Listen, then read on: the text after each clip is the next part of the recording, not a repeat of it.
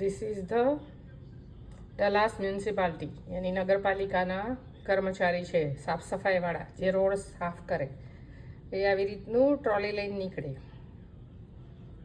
If there is sum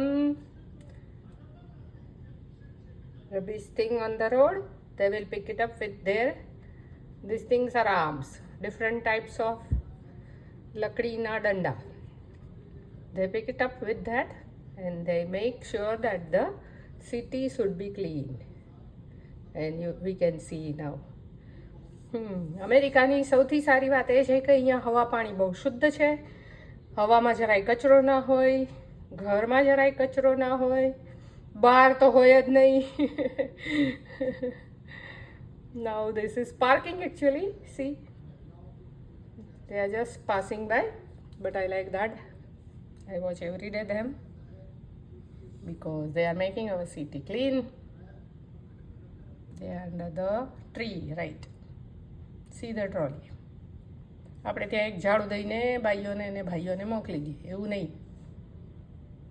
They have dustbin in which crusher is also there. They make it compost and they put it on the land, barren land. So basically Dallas રણ પ્રદેશ છે, જરાય સારું નથી. 50 ઉપર heat જાય. જો someone is speaking, he is speaking. કોઈકે કોફીનું ડબલું ફેંકી દીધું હતું તો એણે ઉચકી લીધું અને કચરામાં નાખ્યું. I like it.